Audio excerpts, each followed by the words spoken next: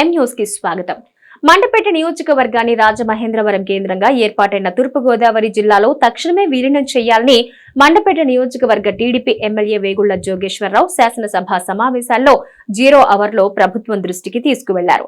నియోజకవర్గ వ్యాప్తంగా ఉన్న ప్రజల సెంటిమెంట్ ను గౌరవిస్తూ త్వరగా నిర్ణయం తీసుకోవాలని, అలాగే మండపేట టిడ్కో అపార్ట్మెంట్లు లబ్ధిదారులకు వెంటనే ఇచ్చేలా చర్యలు తీసుకోవాలని సభ దృష్టికి ఎమ్మెల్యే వేగుళ్ల తీసుకొచ్చారు. అసెంబ్లీలో సమావేశంలో మండపేట టీడీపీ ఎమ్మెల్యే వేగుళ్ల జోగేశ్వరరావు మాట్లాడుతూ గత వైసీపీ ప్రభుత్వ హయాంలో జిల్లాలు పునర్విభజన చేపట్టారన్నారు. అప్పట్లో మండపేటను అమలాపురం కేంద్రంగా ఉన్న డాక్టర్ బిఆర్ అంబేద్కర్ కోనసీమ జిల్లాలో మండపేట నియోజకవర్గాన్ని కలిపారన్నారు. దీంతో ప్రజలు తీవ్ర వ్యతిరేకత వ్యక్తం చేశారన్నారు. YCP, Congress, TDP, BJP, Janasena, కమ్యూనిస్టుల పార్టీలు, ప్రజా సంఘాలు కలిసి అమలాపురంలో విలీనానికి తీవ్రంగా వ్యతిరేకించారన్నారు. మండపేట నియోజకవర్గాన్ని రాజమహేంద్రవరంలో విలీనం చేయాలంటూ పెద్ద ఎత్తున నిరసనలు, ఆందోళనలు, ఉద్యమాలు చేశారన్నారు. వైఎస్ఆర్ పార్టీ ఇన్ఛార్జిగా తోట త్రిమూర్తులు తన స్వార్థంతో మండపేటను అమలాపురంలో కలిపారన్నారు. అమలాపురంలో తోటకు ఆస్తులు ఉండడంతో నియోజకవర్గాన్ని ఆ జిల్లాలో విలీనం చేశారన్నారు. కాగా మండపేట నియోజకవర్గం నుంచి అమలాపురం వెళ్లాలంటే 70 కిలోమీటర్లు ప్రయాణం చేయాల్సి ఉంటుందని సభ దృష్టికి తీసుకువెళ్లారు. రాజమండ్రి అయితే కేవలం 18 కిలోమీటర్లు మాత్రమే అన్నారు. జీవన సరళి, సాంస్కృతిక, సామాజిక, చారిత్రక సంబంధాలన్నీ రాజమహేంద్రవరంతోనే తమ ప్రాంతం ముడిపడి ఉందన్నారు. విద్య, వైద్య, ఆరోగ్య, వాణిజ్య అవసరాల కోసం అనునిత్యం మండపేట నియోజకవర్గ ప్రజలు రాజమహేంద్రం వెళ్లి వస్తూ ఉంటారన్నారు. ఈ నేపథ్యంలో రాజమహేంద్రవరం కేంద్రంగా ఉన్న తూర్పు గోదావరి జిల్లాలో మండపేట నియోజకవర్గాన్ని విలీనం చేయాలని అసెంబ్లీ వేదికగా ప్రభుత్వం దృష్టికి తీసుకువచ్చారు. నియోజకవర్గ వ్యాప్తంగా ఉన్న ప్రజల సెంటిమెంట్ ను గౌరవిస్తూ త్వరగా నిర్ణయం తీసుకోవాలని, అలాగే మండపేట టిడ్కో అపార్ట్మెంట్లు లబ్ధిదారులకు వెంటనే ఇచ్చేలా చర్యలు తీసుకోవాలని సభ దృష్టికి వేగుళ్ల జోగేశ్వరరావు తీసుకొచ్చారు. మండపేట జిల్లా పునర్విభజన జరిగినప్పుడండి మండపేట నియోజకవర్గాన్ని తీసుకెళ్లి అమలాపురంలో కలిపారండి. దానికి వ్యతిరేకంగా ఆనాటి అధికార party YSR party, Telugu Desam, Janasena, BJP, communist party అందరూ కూడా భారీ ఎత్తున ఉద్యమం చేసినప్పటికీ కూడా ఆనాటి వైఎస్ఆర్ ఇన్ఛార్జి ఆయన స్వార్థంతో ఆయన ఆస్తులు అమలాపురం ఏరియాలో ఉన్నాయి కాబట్టి తీసుకెళ్లి అమలాపురంలో కలిపారు సార్. దీనివల్ల మండపేట పట్టణానికైతే సుమారు 55 కిలోమీటర్లు అమలాపురం, రాజమండ్రి అయితే 20 నుంచి 25 కిలోమీటర్లు అండి. అదేవిధంగా మండపేట మండలానికి 10 నుంచి 15 కిలోమీటర్లు రాజమండ్రి, అమలాపురం అయితే 70 కిలోమీటర్లు.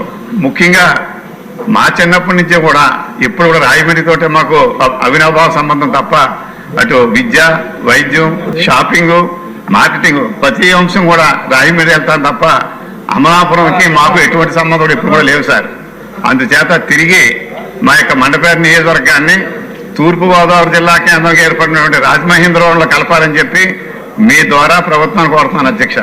పేదవాని సొంత ఇంటికి నిజం చేయాలని ఒక మంచి ఆలోచనతో మన ముఖ్యమంత్రి శ్రీ నారా చంద్రబాబు నాయుడు గారు ఈ టిడ్కో ఫ్లాట్స్ ని మన రాష్ట్రంలో మొట్టమొదటిసారి శాంక్షన్ ఒకే ఒక్క మున్సిపాలిటీ మండపేట చేశారు సార్. మొట్టమొదటిసారి 4064 ఫ్లాట్లు.